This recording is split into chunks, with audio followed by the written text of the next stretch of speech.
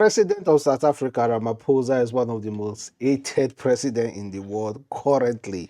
And according to his people in South Africa, they claim that this man entirely single handedly sold South Africa.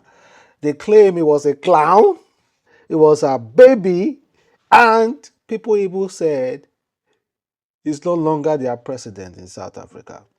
So Ramaphosa met with Donald Trump at the Oval Office, White House, and they discussed some few issues about majorly white farmers.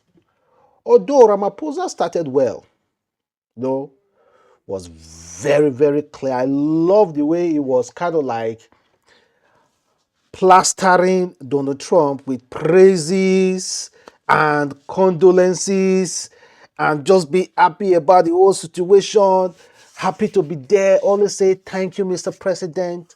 Thank you for this. Thank you for that. Thank you for the trade. We have about 20 companies. You have about 600 companies. All those kind of praises. Then boom, Donald Trump wasn't there for all those kind of stupid trade talk. Donald Trump was there to ask him one question and one question only: the white farmers. And Donald Trump kind of like backed his claim with Malema's video, Kill the Poor.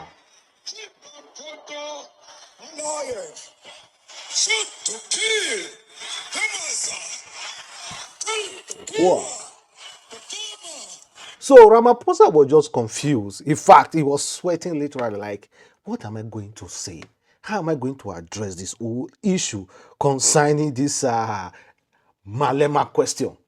Julius Malema. How am I going to answer the question? You see his face here? His face was like he was just making just gesture. But I want to give him this. He was so composed. He was composed and was patient. But his people are not happy. They say this guy is a clown. He's weak. He went to White House to sell us out. We South Africans, we are strong. We are strong with our claims. But this man went to South Africa, went to White House and sold us out in front of Elon musk, in front of the media, in front of the world, and in front of Africa. So I don't know how he's going to feel back home, but he went there with some of the golfers, some of the wealthiest men in South Africa, most especially this white man. In fact, this white man has been greatly praised by a lot of South Africans. They say this man single-handedly represented South Africa way more than the president.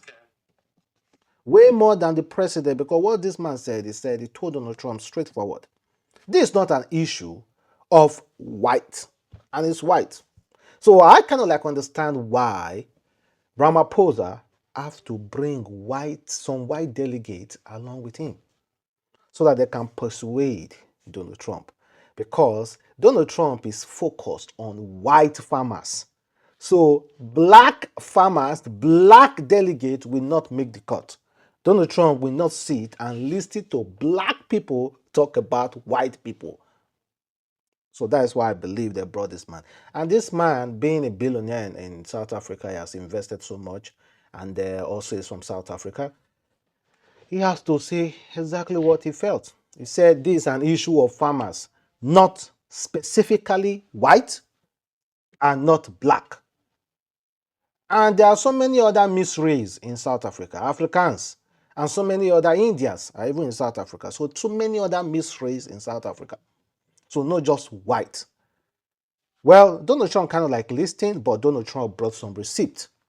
That Malema video and also the pictures he was showing to Ramaphosa to explain what those pictures means. Something like this.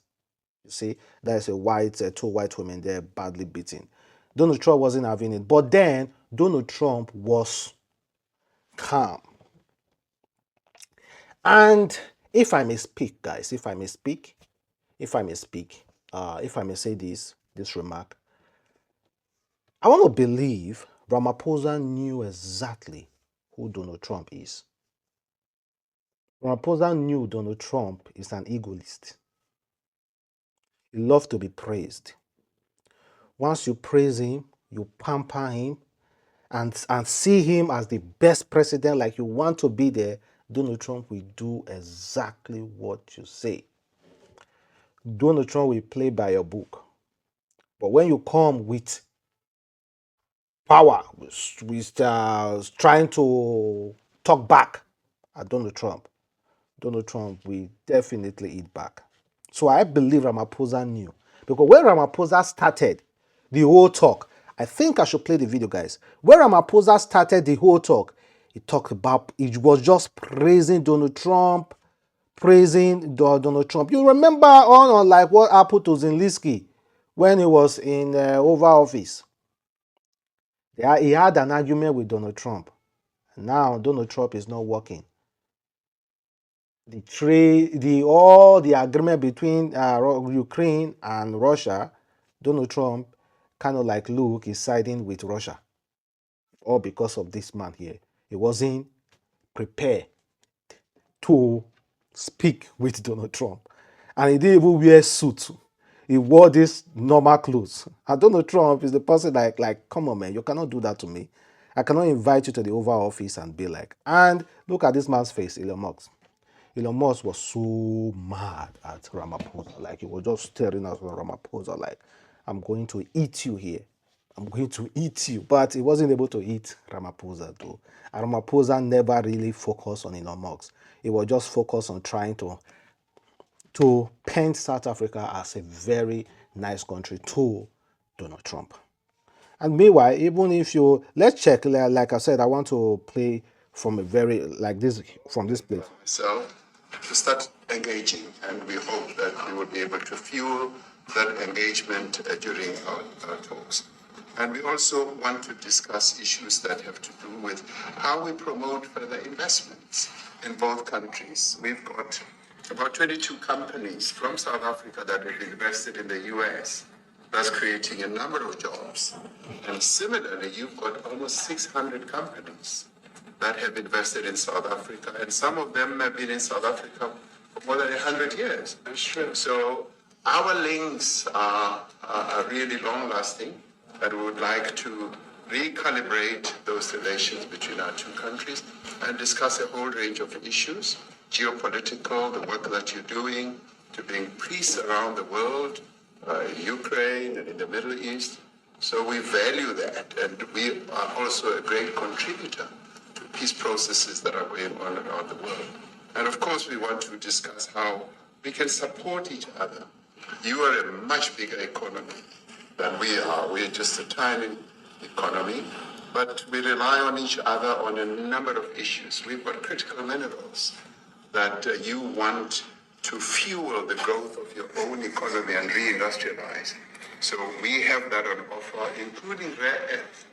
You see, he even brought an offer to Donald Trump.